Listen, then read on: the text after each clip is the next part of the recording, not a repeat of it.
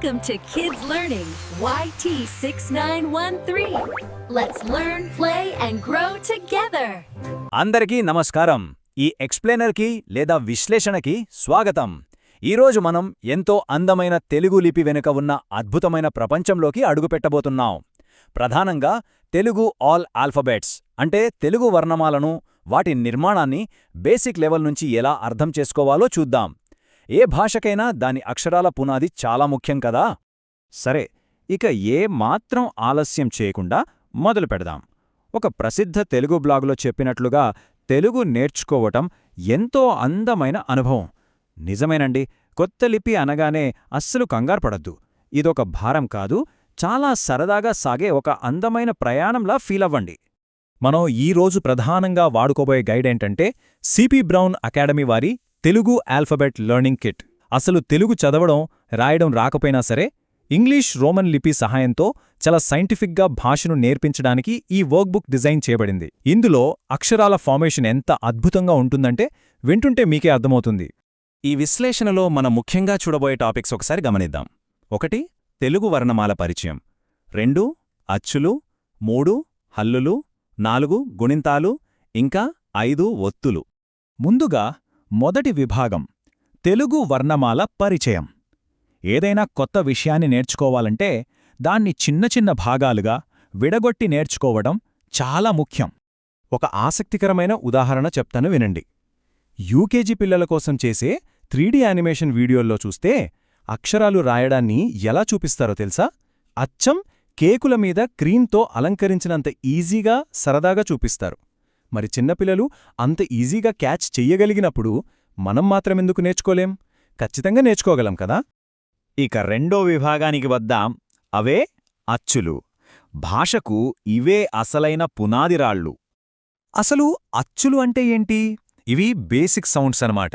ఎవరి సహాయం లేకుండా స్వతంత్రంగా పలకబడే ధ్వనులు. తెలుగు రాత విధానానికి ఇవే పునాది. మనం ముందు నిర్మించబోయే అక్షరాలన్నీ ఈ అచ్చుల శబ్దాల ఆధారంగానే రూపాంతరం చెందుతాయి. సింపుల్గా చెప్పాలంటే భాషకు ప్రాణం పోసేవి ఈ అచ్చులే. ఇక్కడొక బ్యూటిఫుల్ లాజిక్ ఉంది, గమనించండి. సిపి బ్రౌన్ అకాడమీ వారు ఈ తెలుగు అక్షరాలను ఇంగ్లీష్ ఉచ్చారణతో ఎంత పర్ఫెక్ట్గా లింక్ చేశారో చూడండి.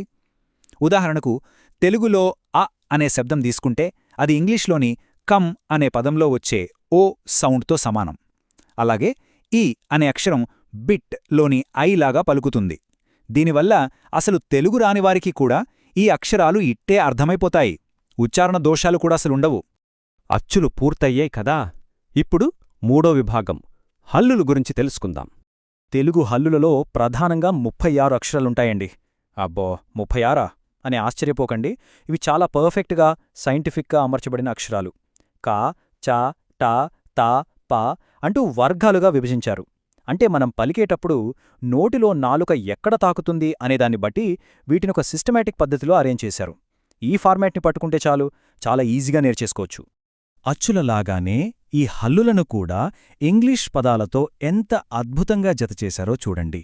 కే అనే అక్షరం సిల్క్లోని కేలాగా, చే అనే అక్షరం చర్చ్లోని సిహెచ్ లాగా పలుకుతుంది. ఇలా మనకి రోజూ తెలిసిన ఇంగ్లీష్ పదాలతో కొత్త శబ్దాలను డీకోడ్ చేయడం వల్ల నేర్చుకునే ప్రాసెస్ చాలా స్పీడ్గా అవుతుంది. తెలిసిన దాని నుంచి తెలియని దానికి వెళ్లడం ఎప్పుడూ సులభమే కదా. ఇకపోతే ఈ వర్ణమాలలో సున్నా, అరసున్నా, విసర్గ లాంటి ఉభయాక్షరాలు కూడా ఉంటాయి. ఇవి అచ్చులతో, హల్లులతో కలిసి పయనిస్తూ ఉంటాయి. అలాగే ఈ వర్క్బుక్లో చ, జాలకు సంబంధించిన ఒక 5 పాత తెలుగు అక్షరాలు కూడా ప్రస్తావించారు. కానీ ఇక్కడ విషయం, ఆ 5 అక్షరాలు ప్రస్తుతం మన రెగ్యులర్ వాడుకలో లేవు. కాబట్టి పాత అక్షరాల గురించి మరీ ఎక్కువగా ఆలోచించి కన్ఫ్యూజ్ అవ్వాల్సిన పనిలేదు. కేవలం వాడుకలో ఉన్నవాటిమీద ఫోకస్ పెడితే చాలు. ఇప్పుడు 4వ విభాగం, గుణింతాలు. అంటే శబ్దాల కలయిక అన్నమాట. మన బేసిక్ పునాదిరాళ్లు కలిసి ఒక కొత్త రూపాన్ని సంతరించుకునే దశ ఇది. అసలు గుణింతం ఎలా తయారవుతుందో చూద్దాం. ఇదొక బ్యూటిఫుల్ మ్యాథమెటిక్స్ లాంటిదండి. స్టెప్ 1లో ఒక స్వచ్ఛమైన హల్లును అంటే క అని, స్టెప్ 2లో ఒక అచ్చును అంటే ఆని తీసుకుని కలిపితే, స్టెప్ 3లో అవి రెండూ కలిసి కా అనే ఒక సంపూర్ణమైన అక్షరంగా ఎలా మారిందో గమనించారా? ఇది కేవలం కలయిక మాత్రమే కాదు, 2 శబ్దాల అద్భుతమైన సమ్మేళనం.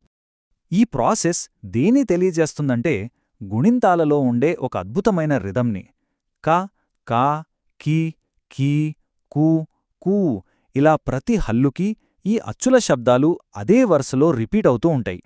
ఒక్క హల్లు గుణింతం వెనుకున్న లాజిక్ పట్టుకుంటే చాలు మొత్తం 36 హల్లులకు గుణితాలు రాయడం వచ్చేసినట్లే. ఆ వందల కొద్ది అక్షరాలను చూసి భయపడకుండా ఇలా ఈ ప్యాటర్న్ని ఫాలో అయితే ఎంత ఈజీనో కదా. ఇక ఫైనల్గా 5వ విభాగం ఒత్తులు. తెలుగు వర్ణమాలలో అత్యంత కీలకమైన, కొంచెం సంక్లిష్టమైన దశ ఇదే. ఇక్కడ అసలైన మ్యాజిక్ ఉందండి. అక్షరాల కలయిక పీక్ స్టేజ్కి వెళ్లేది ఈ ఒత్తుల ద్వారానే. ఒక ప్రధాన హల్లుకు కింద వేరొక శబ్దాన్ని మోడిఫై చేసే గుర్తుగా జోడించినప్పుడు ఈ కాంప్లెక్స్ సౌండ్స్ పుడతాయి. ఈ ఒత్తుల వల్లే తెలుగు పదాలకు ఒక ప్రత్యేకమైన స్పష్టత, ఒత్తిడి వస్తుంది. భాషలోని అసలైన ఎమోషనంతా ఇక్కడే ఉందన్నమాట. ఈ కాంబినేషన్స్ ఎలా ఉంటాయో ఫాస్ట్గా చూద్దాం. కా కింద కా ఒత్తు ఇస్తే క, గా ఒత్తు ఇస్తే గ్, పా ఒత్తు ఇస్తే క్ప. ఇలా ఒకే ప్రధాన అక్షరానికి ఎన్ని రకాల హల్లుల శబ్దాలను జోడించవచ్చో గమనించారా? ఇవి పరకడానికి కాస్త టంగ్ ట్విస్టర్స్లాగా అనిపించినా ఒక్కసారి ప్రాక్టీస్ చేస్తే చాలు తెలుగు భాషలో ఎంత కఠినమైన పదమైనా సరే చాలా అవలీలగా చదివేయగలరు. ఇక ముగింపుకొస్తే ఒక చిన్న ఆలోచన చేద్దాం. ఆ 3D యానిమేషన్స్ చూస్తూ యూకేజీ పిల్లలు ఈ అందమైన అక్షరాలను, గుణింతాలను అంత సరదాగా నేర్చుకోగలిగినప్పుడు, ఇంత పర్ఫెక్ట్ లాజిక్తో అర్థం చేసుకుంటున్న మనకు ఈ తెలుగు ఆల్ ఆల్ఫబెట్స్ నాలెడ్జ్ ఇంకెన్ని కొత్త ప్రపంచాలను పరిచయం చేస్తుందో ఊహించండి. ఈ అక్షరాల వెనుకున్న లాజిక్ ఒక్కసారి అర్థమయ్యాక అద్భుతమైన సాహిత్యాన్ని చదవడానికి, కొత్త విషయాలను ఎక్స్ప్లోర్ చేయడానికి ఇక ఆకాశమే హద్దు. ఈ విశ్లేషణ మీకందరికీ ఎంతో కొంత ఉపయోగపడిందని ఆశిస్తున్నాను. మళ్ళీ మరొక ఇంట్రెస్టింగ్ టాపిక్తో కలుద్దాం.